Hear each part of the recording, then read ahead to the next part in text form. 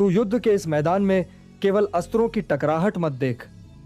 यह कुरुक्षेत्र केवल शरीरों का नहीं, मनुष्यों की वृत्तियों का भी रण है। यहां जितनी तलवारें चलती हैं, उससे कहीं अधिक विचार टकराते हैं। आज मैं तुझे वह सत्य बताने आया हूं जिसे लोग जीवन में देर से समझते हैं और पछताते हैं। यह उपदेश न तो केवल राजा के लिए है, न केवल सन्यासी के लिए। यह उस प्रत्येक व्यक्ति के लिए है जिसे ईश्वर ने संतान का उत्तरदायित्व दिया है। हे पार्थ, संतान को लोग ईश्वर का वरदान कहते हैं, पर जान ले, संतान केवल वरदान नहीं, वह परीक्षा है।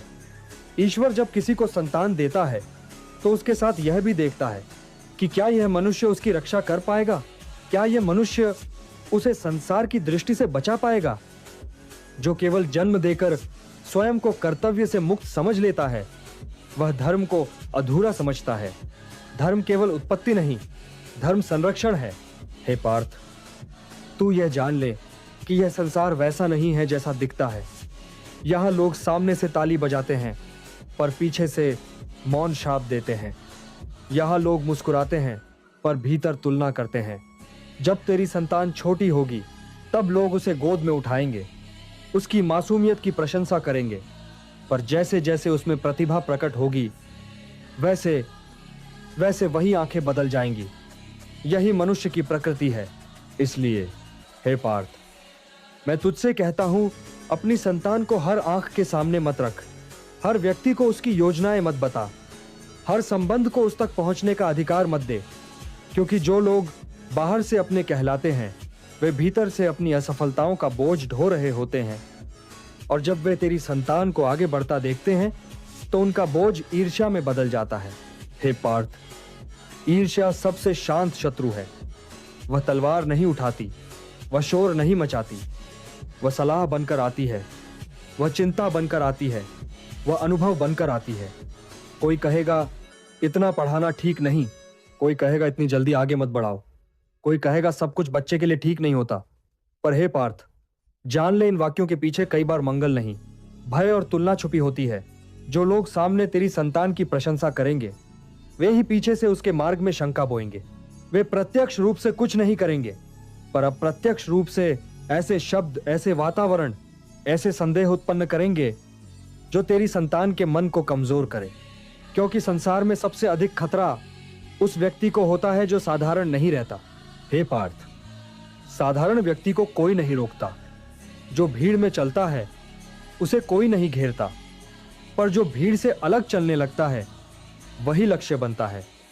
तेरी संतान यदि अलग सोचेगी, ऊंचा देखेगी, तो लोग उसे गिराने का कारण ढूंढेंगे, क्योंकि हर मनुष्य चाहता है कि दूसरा आगे बढ़े, पर स्वयं से आगे नहीं। गीता तुझे ये नहीं सिखाती कि तू सबको सब कुछ बताए। गीता मौन का धर्म सिखाती है। जो अनमोल है उसे छुपाकर रखा जाता है। जैसे बीज को मिट्टी में दबाया जाता है, वैसे ही संतान की क्षमता को भी कुछ समय तक दृष्टि से दूर रखा जाता है। बीज यदि समय से पहले बाहर आ जाए तो वह अंकुर नहीं बनता, सूख जाता है। हे पार्थ, इतिहास को देख। कर्ण महान था पर उसे संरक्षण नहीं मिला। उसकी प्रतिभा सबने देखी पर किसी ने उसे ढाल नहीं दी। रावण विद्वान था पर उसके अहंकार ने उसके वंश को असुरक्षित कर दिया। ज्ञान तब तक ही शुभ होता है जब तक उसके साथ विवेक हो। माता पिता का युद्ध बाहर से नहीं होता। हे पार्थ, उनका युद्ध अपने ही समाज से होता है, तानों से, तुलनाओं से, अनचाही सलाहों से। जो माता पिता हर बात सबको बताते हैं, वे अनजाने में अपनी संतान को भीड़ के हवाले कर देते हैं। भीड़ कभी किसी की नहीं होती। इसलिए हे पार्थ, तू यह समझ ले, अपनी संतान की योजनाएं गुप्त रख। उसकी कमजोरी किसी से साझा मत कर। उसकी सफलता पर मौन रख और उसकी असफलता पर ढाल बन। जो माता पिता संतान के कवच बनते हैं, वही वास्तव में धर्म का पालन करते हैं। धर्म भोलेपन का नाम नहीं है। हे पार्थ, धर्म विवेक है। जो हर द्वार पर अपने घर की कुंजी टांग देता है, वह चोरी का दोष चोर पर नहीं डाल सकता। उसी प्रकार जो हर व्यक्ति को अपनी संतान का भविष्य बता देता है, वह बाधाओं का द्वार स्वयं खोलता है। मैं तुझे भय नहीं दे रहा। हे पार्थ, मैं तुझे जागृत कर रहा हूं।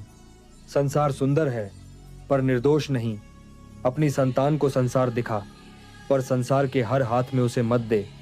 जब वह स्वयं अपने पांव पर खड़ी हो जाए, जब उसका मन दृढ़ हो जाए, तब उसे आकाश दे देना। पर जब तक वह पौधा है, उसे बाढ़ चाहिए। यही माता पिता का धर्म है, यही गीता का मौन उपदेश है। जो अपने धन को छुपाता है वह बुद्धिमान कहलाता है, पर जो अपनी संतान को छुपाकर संरक्षित करता है वह धर्मात्मा कहलाता है। हे पार्थ, यह उपदेश याद रखना। संतान को छुपाना डर नहीं है, यह दूरदृष्टि है, और जो दूरदृष्टि रखता है वही भविष्य का निर्माण करता है। जब से मैंने ऑप्शन ट्रेडिंग को